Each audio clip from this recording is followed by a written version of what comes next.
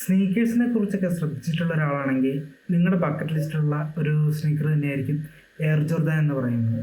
എന്നാൽ അതിന് പിന്നിൽ വലിയൊരു ബിസിനസ് സ്കാമിങ്ങിൻ്റെ ഒരു കഥയുണ്ട്. അതെന്താണെന്ന് നിങ്ങൾക്കറിയോ? അതൊരു മൂവിയായിട്ട് റിലീസും ചെയ്തിട്ടുണ്ട്. എയർ എന്നാണ് ആ സിനിമയുടെ പേര്. കഥ നടക്കുന്നത് 1984-ലാണ്. നമുക്കിപ്പോൾ നൈക്ക് എന്നാൽ ജസ്റ്റ് ഡു ഇറ്റ്, അതുപോലെ തന്നെ വേൾഡിലെ നമ്പർ 1 ബ്രാൻഡ് തന്നെയാണ് നൈക്ക്. എന്നാൽ 84-ൽ നൈക്ക് ബാസ്കറ്റ്ബോൾ ഡിവിഷൻ ഓൾമോസ്റ്റ് ഔട്ടായിരുന്നു. അവിടുത്തെ കിങ് എന്ന് പറയുന്നത് അഡിഡാസും കോൺവേഴ്സും ഒക്കെ ആയിരുന്നു. അങ്ങനെ ഇരിക്കുമ്പോഴാണ് നമ്മുടെ കഥയിലെ ഹീറോ സോണി വെക്കാറോ ആ വർഷത്തെ നൈക്കിയുടെ ബഡ്ജറ്റ് എല്ലാം കൂടെ ആരും അറിയാത്ത ഒരു റോക്കി പ്ലെയറിലേക്ക് ഇൻവെസ്റ്റ് ചെയ്യുന്നു. ആ ഇൻവെസ്റ്റ് ചെയ്ത ആരും അറിയാത്ത റോക്കി പ്ലെയറാണ് മൈക്കൽ ജോർഡൻ. പക്ഷേ ഈ സിനിമയിലെ ഏറ്റവും വലിയൊരു യൂണിക് ഫാക്ടർ എന്താണെന്നറിയാമോ?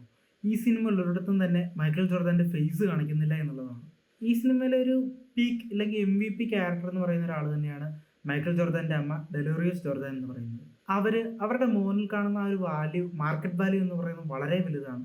ഒരുപക്ഷെ നമ്മളൊന്നും ചിന്തിക്കാത്ത രീതിയിലാണ് അമ്മ മോൻ്റെ മാർക്കറ്റ് വാല്യൂ ആ സിനിമയിൽ രജിസ്റ്റർ ചെയ്യുന്നത്. മൂവിയുടെ ഡയറക്ഷൻ ചെയ്തിരിക്കുന്നത് ബെൻ അഫ്ലെക്ക് ആണ്, നമ്മുടെ ബാറ്റ്മാനൊക്കെ ചെയ്തിട്ടുള്ള പുള്ളി. ഇതിനകത്തൊരു അടിപൊളി വേഷം ചെയ്യുന്നുണ്ട്. നൈക്കിൻ്റെ ഫൗണ്ടർ ആയിട്ടുള്ള ഫിൽ നൈറ്റിൻ്റെ ഒരു ക്യാരക്ടറാണ് പുള്ളി ചെയ്തിരിക്കുന്നത്. അതും വളരെ അടിപൊളിയായിട്ട് തന്നെ ചെയ്തിട്ടുണ്ട്. നൈക്ക് അല്ലെങ്കിൽ മൈക്കൽ ജോർദാൻ എന്നൊക്കെ പറയുമ്പോൾ ഒരിക്കലും ഒരു സ്പോർട്സ് മൂവി ഇല്ലെങ്കിൽ ജസ്റ്റ് ഒരു ബാസ്കറ്റ് ബോളിൻ്റെ കഥ പറയുന്ന ഒരു മൂവിയായിട്ട് കാണണ്ട. ഇത് സത്യം പറഞ്ഞ ഒരു അടിപൊളി ബിസിനസ് ത്രില്ലർ എന്ന് തന്നെ പറയണം.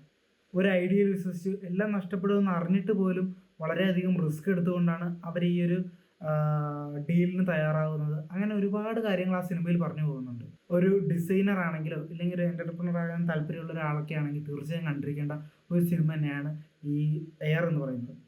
അതിലൊരു ഇൻട്രസ്റ്റിംഗ് ഫാക്ട്, ഇപ്പോൾ ഞാൻ ആ സിനിമ കണ്ടപ്പോൾ എനിക്ക് മനസ്സിലായ ഒരു ഇൻട്രസ്റ്റിംഗ് ഫാക്ട് എന്ന് പറയുന്നത്, മൈക്കൽ ജോർദാന് വേണ്ടി ഡിസൈൻ ചെയ്ത എയർ ജോർദാൻ എന്ന ആ ഒരു ഷൂ ഒരിക്കലും ബാസ്കറ്റ്ബോൾ കോർട്ടിൽ അനുവദിക്കുന്നതല്ലായിരുന്നു. പക്ഷേ അത് മൈക്കൽ ജോർദാൻ ഇടുന്ന ഓരോ മാച്ചിൽ $50 വരെ പിഴ നൈക്ക് പേ ചെയ്യുന്നുള്ള എഗ്രിമെൻറ്റിലാണ് അങ്ങനെ ഒരു ഷൂ ഡിസൈൻ ചെയ്യുന്നതും അങ്ങനൊരു ഷൂ മൈക്കൽ ജോർദാന് കൊടുക്കുന്നത്. ഒരു പക്ഷേ ആ ടൈമിൽ ബാസ്കറ്റ്ബോൾ കോർട്ടിൽ വൈറ്റ് ഷൂസ് അല്ലെങ്കിൽ വൈറ്റ് സ്നീക്കേഴ്സ് ആയിരുന്നു യൂസ് ചെയ്യേണ്ടിരുന്നത്. അങ്ങനത്തെ റൂൾ ഉണ്ടായിരുന്നു. അവിടെയാണ് ഈ റെഡും ബ്ലാക്കും വൈറ്റൊക്കെ കൂടി കളർ ചെയ്യുന്ന ആ ഒരു എപ്പിക് ഷൂ റിലീസ് ചെയ്യുന്നത്. അങ്ങനെ ഒരുപാട് കാര്യങ്ങൾ പറഞ്ഞു പോകുന്ന ഈ സിനിമ എന്തായാലും കണ്ടിരിക്കേണ്ട ഒരു സിനിമ തന്നെയാണ്. സോ ഈ വീക്കെൻഡിൽ നിങ്ങൾക്ക് കാണാൻ താല്പര്യമുണ്ടെങ്കിൽ തീർച്ചയായും കണ്ടിരിക്കും.